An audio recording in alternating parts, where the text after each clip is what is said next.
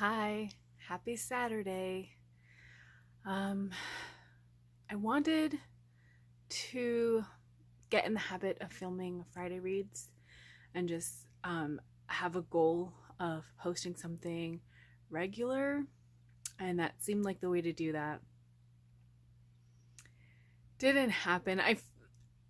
I did film a Friday reads and I started editing it, and it was just garbage and I was in a mood, so I scrapped it all. So instead, I think I'm just going to go ahead and do a weekend reading vlog. Nate is going to take Oliver to his baseball training this morning and then meet us at Owen's basketball game, which is at 1 o'clock this afternoon. Then after that, Owen has baseball training, and then tomorrow they each have more baseball training. And we're just ready for baseball season to actually start because this is a lot of work and no games. So because Nate's taking Oliver, I have a little more time where I can finish watching Natalie's vlog, maybe do some more reading. I'm working my way through the Prophets. I'm about 100 pages in. It took a little while for me to fall into the rhythm of this story. Like it's not in verse at all. It's not actually a poem, but the quality of the writing seems a little poetic in that there's like a lot of a lot of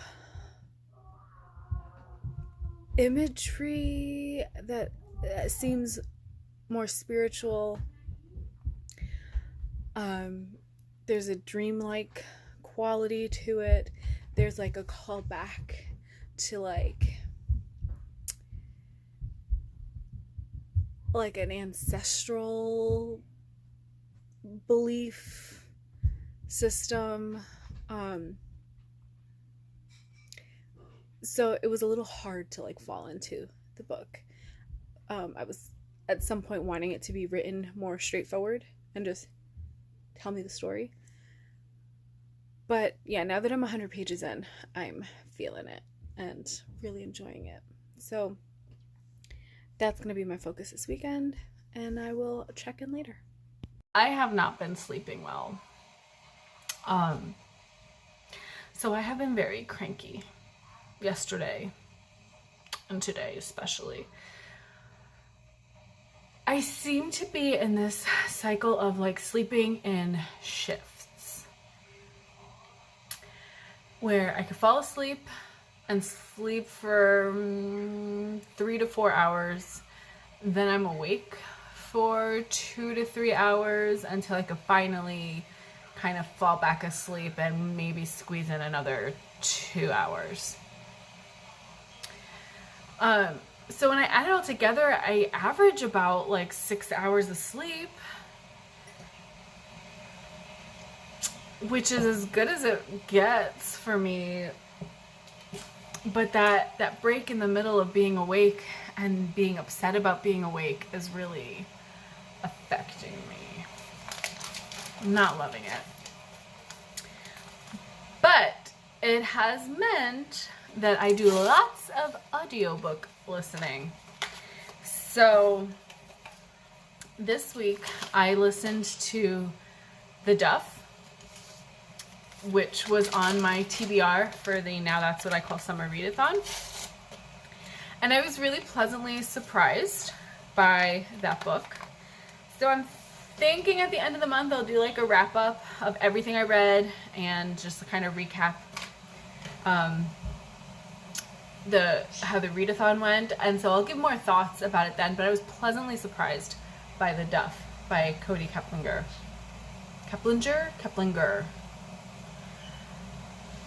I also listened to Mouth to Mouth by Antoine Wilson.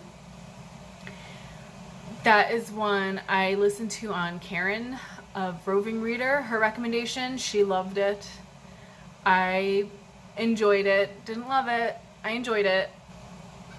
It made me think of like other books I want to read that I think might be a little bit more interesting. So this is a very short novel. I think the audiobook was only 6 hours. I think like in physical form it's just under 200 pages. But there was a lot of like boring like life, like day-to-day descriptions. Like there's just a lot of detail that I think was unnecessary. So if this was a short story instead of a short novel, I think I would have enjoyed it more. I think there would be less fluff. Which is funny because that's exactly what Karen loved about it. And so there were like breakaway scenes in it that I did like, because the whole book is the story being told to someone else. And so you're getting the story itself, and then it cuts back out to the two men in conversation. And that conversation is the story being relayed. So I did like when it kind of pulls back and it's those two men like refilling their drinks or kind of interjecting on what point in the story they're at. So I thought I like that style of it. But then in the story itself, like there was a lot of house sitting detail, there was a lot of dinner detail, there was a lot of, and then we went here, and then I did this, and then I saw her here, and it wasn't necessary, I feel like, to the overall story. Or maybe it was. I have to think about it. I am tempted to listen to it again because it was an insomnia audiobook. I might want to give it a little bit more attention, so I might listen to it again. I did that with in December. I listened to Comfort Me with Apples, and I listened to it overnight while I couldn't sleep, and then I listened to it the next day because that one was like 2 hours.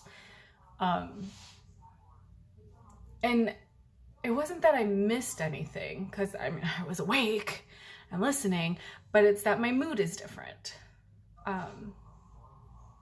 So that kind of changes how I respond to the story. So I may start it over at some point. I feel like there was another audiobook in there somewhere.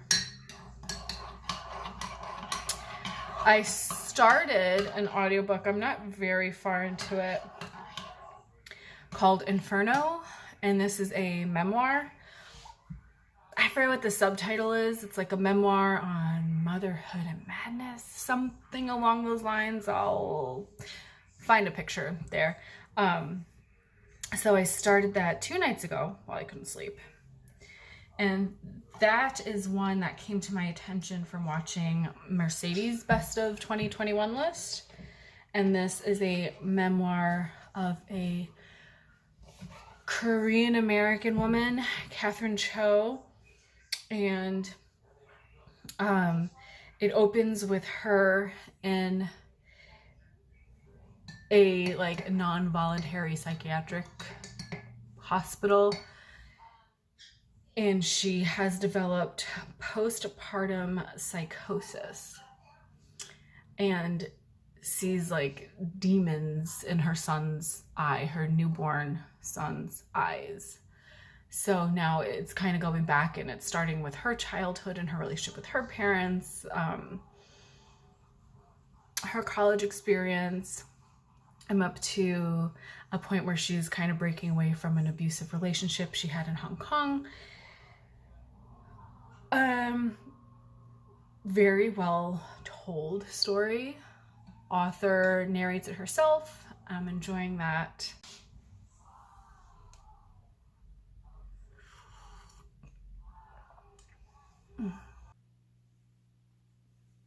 All right, so I'm leaving in just a minute to bring Owen to his basketball game. While I was down here getting dressed, I spied a book cart. And so real quick, here's what I read physically over the week. Finished Runaway when I checked in last Friday. I was really enjoying it, was not far into it. Shortly after that, shit got crazy. Like, insane. The ending is just like, what? So I'm taking a break from Harlan. I'll talk more about that at the end of the month. Finish that one. I did audio and read that. I ended up finishing this R.L. Stine Fear Street Saga book, and I'm not happy about it. So I'm pissed about this one. This was absolute garbage, and like I shouldn't have wasted my own time. But then I read this one. I did not talk about because I started it last weekend, read most of it, and then quickly finished it Wednesday night. The Watcher by James Howe. This one came out in 1997, and I remember reading it probably around that time. I would have been 11 years old. So maybe I read it a few years later, because I mean, I remember it being like, whoa, heavy, because there is an abuse element, a child abuse theme in this book. So I read and finished that. Again, we'll talk about it in more detail at the end of the month.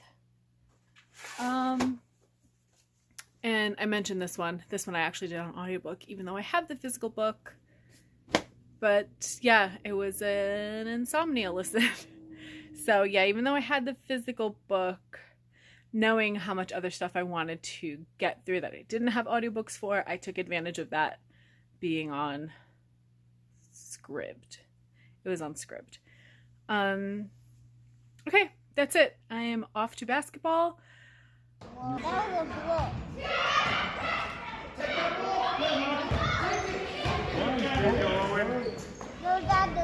Oh, nice try, Owen. Good ball. Good job. It is now about 10:06 in the evening. I have not read a single fucking page all day.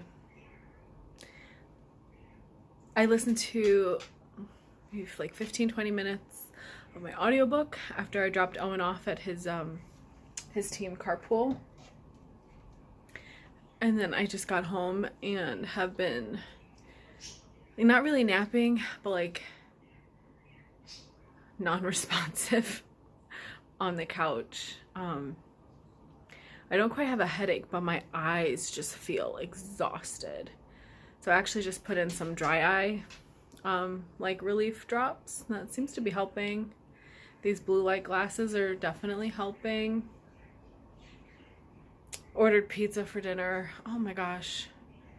I feel like I have just been a failure this whole week when it comes to feeding my family.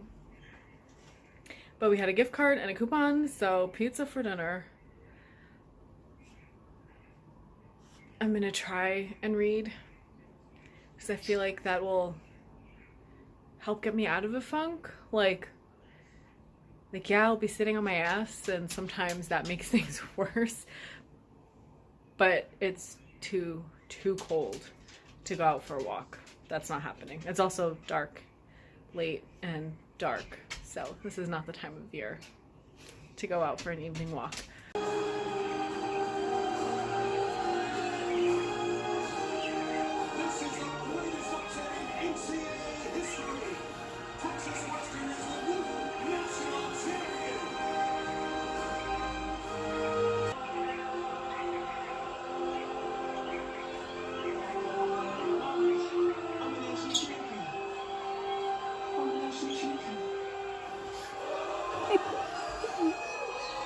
Ooh, zoomed in. I slept last night. Yep. Without help, no sleep gummies. I made it to just shy of 6 a.m. Success. So I feel like a whole new person. I'll probably have more focus today. I'm on Oliver baseball duty. Nate's taking Owen this morning. So I'll take Oliver, which means reading in the car in the sun and getting a rosacea flare up, but reading in the car. Seatbelt off. So I brought the profits, obviously, because that's what I want to make progress in, right? For the book club chat is next Saturday. But on Wednesday, I have a Zoom book club meetup for Hummingbird Salamander, and I have not even started it. So someone in my book club mentioned in the Facebook group that like they had binged and got like halfway through it in one sitting. So I may switch tracks and go to this one since this is first up as far as discussion goes, and then switch back to the profits, which I'm back on the struggle bus with this one.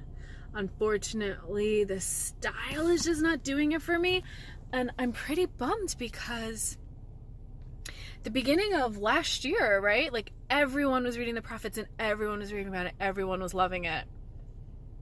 Other thing I brought was one of the poetry books that I got from the library the other day. Swimming Lessons by Lily Reinhardt.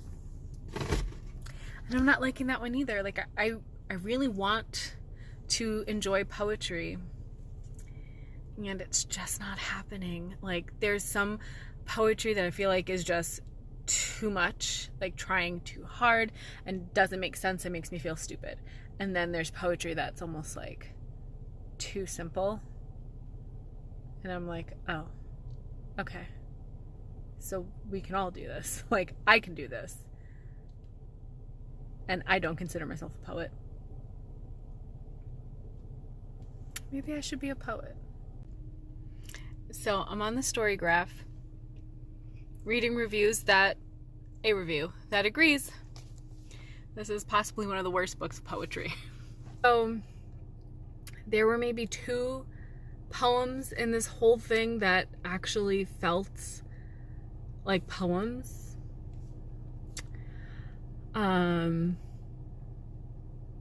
There was one I really liked and connected to, and then there was another one that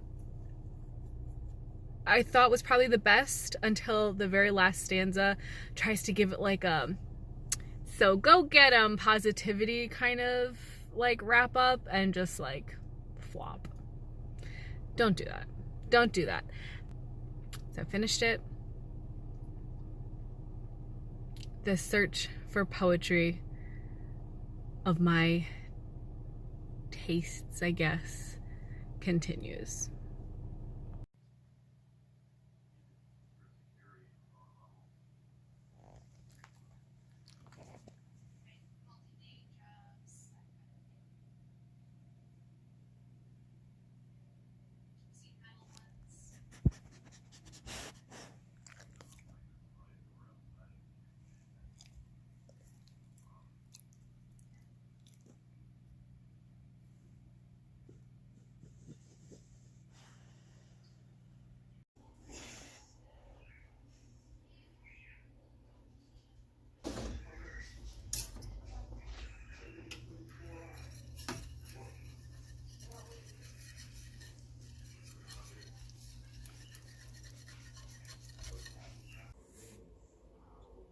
Hi, it's Monday afternoon now. We're done with homeschooling for the day. Decided to extend my weekend reading vlog, obviously, because I did not get nearly as far in the profits as I wanted to. So yesterday I went into the group read chat on Instagram and was like, hey guys, 150 pages in and I'm struggling.